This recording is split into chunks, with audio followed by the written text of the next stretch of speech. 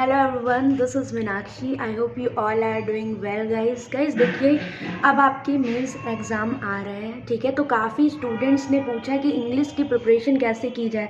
देखो गाइस, जितने भी हिंदी मीडियम के स्टूडेंट्स होते हैं उनके साथ ये प्रॉब्लम बहुत ज़्यादा आती है कि वो मेंस में इंग्लिश को कैसे टैकल करें, या फिर पीओ मेंस है, पीओ प्री है, तो हम इंग्लिश को कैसे पढ़ें। और इतनी क्लासेस लेने के बाद भी हम उतना अच्छा परफॉर्म नहीं कर पा रहे इंग्लिश में। रीज़न क्या है कि हमारी अंडरस्टैंडिंग ही नहीं डेवलप है, हमें हैबिट ही नहीं है जिस हिसाब से हम हिंदी की चीज़ों को देख के समझ लेते हैं, या फिर जो भी हमारी स्टेट की लैंग्वेज है वो हमारे एकदम ईजी होती है कि हम उस ईजी टू अंडरस्टैंड होती है कि आप अच्छे से उसको समझ सकते हो, ठीक है। अब लेकिन एक बात बताओ कि इंग्लिश को हम किस हिसाब से पढ़ें कि हमारे दिमाग में विद इन अ टाइम चीज़ें एकदम क्लिक करें और पैरा हमें समझ आ जाए। आप भी देख रहे हो जो अब आपका ट्रेंड है, तो वो ग्रामर के बेस पे बहुत कम हो रखा है। अब जो भी है आपकी रीडिंग एंड आपकी समझने का अंडरस्टैंडिंग कितनी अच्छी है, आप पैरा को या क्लोज टेस्ट को कैसा समझते हो, ये चीज़ें आपके लिए मैटर करती हैं, ठीक है। तो उसके लिए दो चीज़ें, एक तो डेली अपने रूटीन में कर लो। वो कैप्स में मैं ये नहीं कह रही कि तुम वो कैप्स इतनी याद कर लो, 5,000 याद कर लो या 6,000 याद कर लो, पॉसिबल नहीं है। अगर तुम याद करते भी हो तो आप भूल जाओगे उसको, ठीक है। वो लॉन्ग टाइम के लिए याद कभी भी नहीं होती। तो इंग्लिश के लिए सबसे पहली चीज़ क्या करो, अपनी जो जनरल अवेयरनेस है उसको इंग्लिश में रीड करना स्टार्ट करो। जब न्यूज़ तुम इंग्लिश में पढ़ोगे तो वही तुमको कहते नहीं कि वर्ड्स कुछ कुछ मैच करने लगते हैं, या आपकी वही वो कैप्स रिपीट होने लगते हैं। लाइक जैसे कि आपके कई सारे पार्ट्स होते हैं, जैसे पॉलिटिकल हो गया, तो उनमें कुछ चीज़ें ऐसी होती हैं जो कॉमन आप वो कैप्स यूज़ करते हो। स्पोर्ट्स हो गया आपका, या फिर आपका कुछ भी लाइक सोशल इशू हो गया, या कोविड-19 हो गया, उससे रिलेटेड वो कैप्स हो गई। आपकी इकोनॉमी से रिलेटेड वो कैप्स हो गई, बैंकिंग सेक्टर, प्राइवेटाइजेशन और आपका इकोनॉमी पर क्या इफेक्ट पड़ रहा है। तो ये सारे टॉपिक्स आपके ऐसे हैं।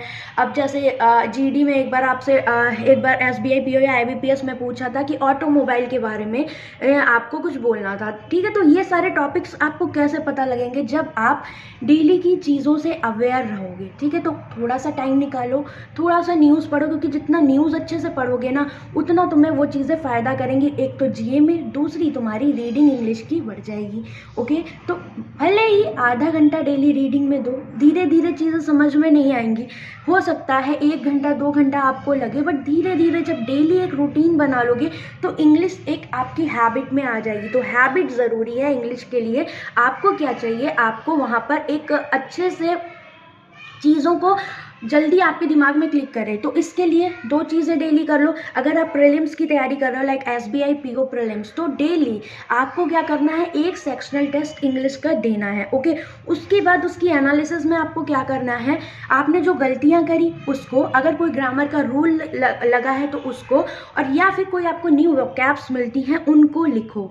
बाकी अगर मान लो आरसी आपका छूटा या फिर आरसी समझ में नहीं आया तो दोबारा उसको रीड करो, समझो उसमें तुम्हें दिया क्या हुआ है। लाइक कुछ प्लेटफॉर्म्स ऐसे हैं, गाइडली हो गया, आपका अड्डा हो गया, ठीक है। तो ये दोनों है, यहाँ पर आपके इंग्लिश का अच्छा रहता है।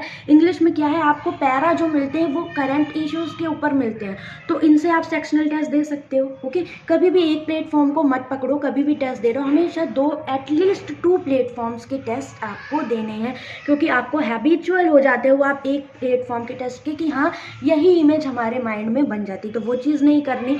दूसरी चीज़ ये, वीक में अगर आप मेंस को टारगेट कर रहे हो तो मेंस के लिए आपको क्या करना है, इंग्लिश का डेली एक सेक्शनल टेस्ट देना है।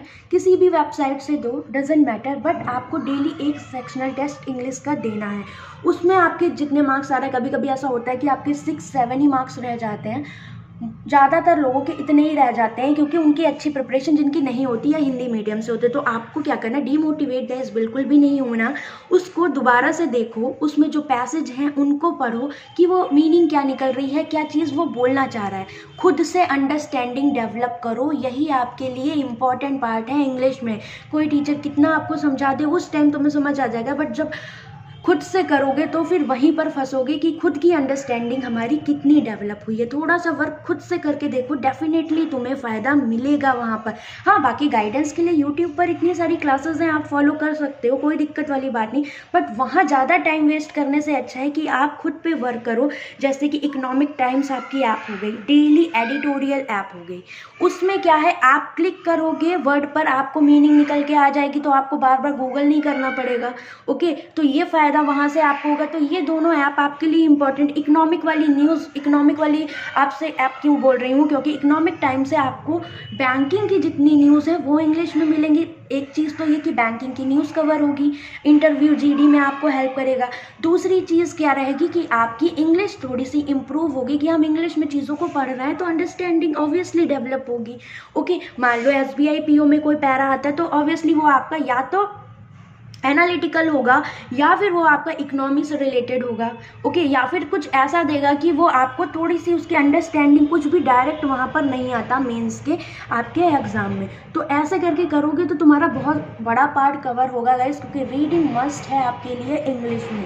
पहली चीज़ ये। और अब बात करते हैं डिस्क्रिप्टिव की। तो डिस्क्रिप्टिव में देखो क्या होता है कि आपके पास वेबसाइट्स हैं। ओके, अफेयर्स क्लाउड है, आपका गाइडली है, आपका अड्डा है, ओलिव बोर्ड है, कितने भी हैं। क्रोम पे डालोगे, सर्च करो कि SBI PO के लिए डिस्क्रिप्टिव के टॉपिक्स क्या क्या हो सकते हैं। उन टॉपिक्स को लिख लो एक साइड में, और वीक में 2 दिन निकालो जिसमें तुम उस पर लिखो। इसके लिए क्या करना कि चेक कौन करे। अब ये टेंशन आती है कि हमने सही लिखा है कि नहीं, तो टेलीग्राम पर 4-5 स्टूडेंट्स का ग्रुप बनाओ, वहाँ पर कि हाँ भाई वीक में हमें इतना लिखना है, और हर बंदे से कोशिश करो कि 2 बंदे किसी एक पर लिखे, 2 बंदे किसी एक पर। तो इससे क्या होगा कि आपस में थॉट्स मिलेंगे। ठीक है, किसी ने कुछ लिखा होगा, किसी ने कुछ, तो उन सबको कंबाइन करके देखो क्या क्या मेन पॉइंट्स बन सकते थे, या तरीका क्या क्या हो सकते हैं लिखने के। ठीक है, तो उससे आपको फ़ायदा मिलेगा। थोड़ा सा वर्क करना पड़ेगा, क्योंकि आपके लिए इंग्लिश और डिस्क्रिप्टिव मेंस के पॉइंट ऑफ व्यू से गाइज इंपॉर्टेंट है। इस पे अगर आप वर्क कर लोगे तो आपको पहला फ़ायदा क्या होगा, पहला फ़ायदा आपका ये होगा कि आप एक स्कोर बूस्ट कर पाओगे वहाँ पर। रीजनिंग और मैथ्स की बात कर लें तो इसमें डेफिनेटली हर बंदा मेहनत करता है, और इसमें सबसे ज़्यादा जान लगाता है वो, बट उसमें उतना अच्छा अटैम्प्ट नहीं कर पाता। ओके, मैं ये नहीं कह रही कि मैथ्स बिल्कुल छोड़ दो या रीजनिंग करो। ठीक है, अभी क्या करना है, अभी 1 महीना जो दिसंबर का है हमारा, इसमें आप इंग्लिश और GA में जान लगा दो। बाकी अल्टरनेट डेज पे आप रीजनिंग और मैथ्स के सेक्शनल टेस्ट देते रहो। ठीक है, तो इससे थोड़ा गैप भी मिल जाएगा उधर साइड, और एकदम से बर्डन नहीं पड़ेगा आपके ऊपर। बट डेली इंग्लिश और GA को डेली करना है आपको। इंग्लिश में जैसा मैंने बताया वैसे करो। वीक में लेटर राइटिंग आपकी आती है। ओके, तो फॉर्मेट्स आपको सारे दिए हुए हैं साइड पर, आपको कहीं पर भी किसी से पूछने की ज़रूरत नहीं है, सबको गूगल करना आता है। ओके, तो गूगल पे जाओगे तो तुम्हें पता लग जाएगा कि कैसे कैसे फॉर्मेट्स में हमें लिखना है। इतने सारे साइट्स हैं, सब पता लगेगा। उस फॉर्मेट में लिखने की कोशिश करो। डिफरेंट आपको वहाँ पर दिए होंगे कि हाँ इसके बेसिस पे लिखना है। कभी आपको डिप्टी कलेक्टर को लिखना है, या फिर आपको कभी बैंकिंग के किसी चेयरमैन या किसी भी पर्सन को लिखना है, तो उस हिसाब से क्या फॉर्मेट रहना चाहिए। कि हम कभी किसी फैमिली या पर्सन को लिख रहे हैं तो क्या फॉर्मेट होना चाहिए, ऑफिशियली कोई चीज़ दे रहे हैं तो क्या फॉर्मेट होना चाहिए। ओके, तो ये सारे पैटर्न आप एक साइड में लिख लोगे तो वो चीज़ें आपके लिए मैटर करती हैं कि नहीं, कि आपने सारे पैटर्न समझ लिया हमें लिखना कैसे। कभी कभी क्या होता है, आप जो पढ़ के जाते हो वो एग्जैक्ट चीज़ नहीं आती, बट वहाँ पर जब आपकी प्रैक्टिस होगी तो आपके पास वर्ड्स होंगे।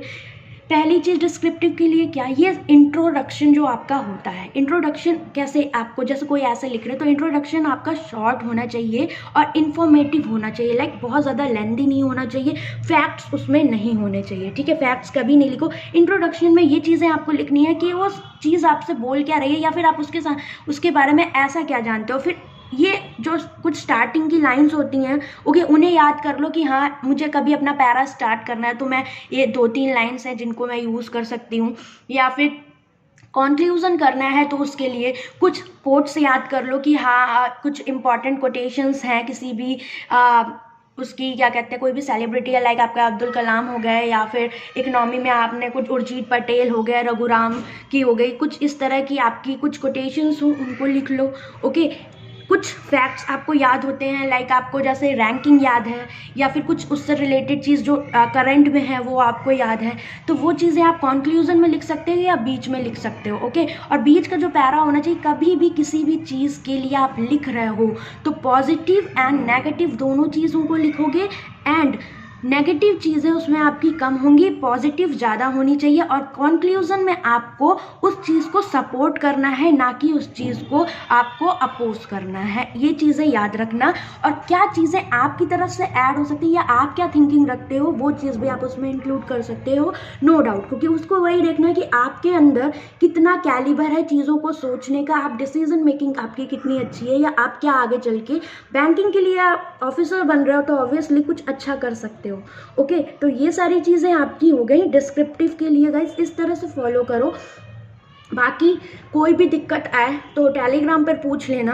इंग्लिश बहुत इंपॉर्टेंट है, आपका जीए बहुत इंपॉर्टेंट है, इन चीज़ों पे प्लीज़ फोकस करो अच्छे से, मेंस में कोई दिक्कत नहीं होगी, क्योंकि ये आपके एक इम्पॉर्टेंट पार्ट हैं पीओ मेंस के लिए। स्पेशली मैं बोल रही हूँ पीओ मेंस, आपके एसबीआई पीओ और आपके आईबीपीएस पीओ, जिन्होंने भी इंग्लिश में जिनको दिक्कत होती है और उस वजह से उनका सिलेक्शन रह जा रहा है, तो ये चीज़ें ध्यान रखो। बाकी मैथ्स के लिए मैं आपको प्रिपरेशन करा रही हूँ, डोंट वरी, DIs में आपकी इतनी करा दूंगी कि आपको दिक्कत नहीं आएगी, आपकी मतलब भर की प्रैक्टिस बहुत काफ़ी अच्छे से फ्री में हो जाएगी गाइस यूट्यूब पर, इतना मैं बोल रही हूँ। बाकी आपके लिए कंबाइंड सेशन DI के मैं लेकर आऊँगी, जिसमें आपकी कुछ सेलेक्टेड DIs होंगी, लाइक 20 या 30 DIs, वो मैं आपको करवा दूंगी, ठीक है। तो ऑल द बेस्ट है, अच्छे से पढ़ते रहो, टेंशन मत लो, बस चीज़ों को डिसाइड करके करो कि हाँ मुझे इस हिसाब से अपना टाइम टेबल सेट करना है, या फिर मुझे इस हिसाब से मेंस के लिए चीज़ें स्ट्रैटेजी बनानी है कि हम इस तरह से जाएंगे तो हम क्वेश्चंस को कर लेंगे, या हमें सिलेक्शन चाहिए तो हम किस हिसाब से उन चीज़ों की तैयारी करें। तो आप सब लोग कर ही रहे हो, उसमें कोई डाउट नहीं है, तो अच्छे से करो। बाकी इंग्लिश में जिसको प्रॉब्लम थी मैंने बता दिया, आप इस तरह से कर सकते हो। बाकी टॉपिक्स की बात रही डिस्क्रिप्टिव के, तो आप मेरा ग्रुप ज्वाइन कर लो बैंकिंग स्मार्टली टेलीग्राम पर, टॉपिक्स मैं आपको वहाँ पर दे दूँगी, या फिर हम एक ग्रुप बना लेते हैं जिसमें सारे स्टूडेंट्स जो जो डिस्क्रिप्टिव लिखना चाहते हैं वो ऐड हो सकते हैं। तो वहाँ पर ये चीज़ होगी कि आपस में हम सारा एक ग्रुप बना देंगे और सब अपना PDF फॉर्मेट में या फिर वर्ड में लिख के सेंड करोगे तो सबकी वहाँ पर रहेगी, तो सब अपने एक दूसरे के थॉट्स देख सकते हो कि क्या क्या तरीके हो सकते हैं लिखने के, और आपस में कुछ इन्फॉर्मेटिव चीज़ें अलग से पता लगेंगी कि किस बंदे का दिमाग कैसे चल रहा है, तो हाँ ये पॉइंट अच्छा मिल गया तो हम इसे अपने में ऐड कर लेंगे। तो इस तरह से भी कर सकते हो, ताकि एक कॉम्पिटिटिव आपका एनवायरनमेंट बना रहेगा। और दूसरी चीज़ ये कि आपको मन करेगा लिखने का कि हाँ भाई अगला बंदा लिख रहा है तो हम भी लिखेंगे, और बाद में चेक करेंगे, आपस में चेक करो। ओके, इस तरह से आपको करना है। ओके, तो चलो फिर इस तरह से तैयारी करो। बाकी कमेंट सेक्शन में आप लोग बताना, अगर आप चाहते हैं तो एक ग्रुप ऐसा बना के हम लोग सारे उसमें ऐड कर देंगे जितने भी डिस्क्रिप्टिव लिखने में इंटरेस्टेड है। Okay, tata bye bye, take care.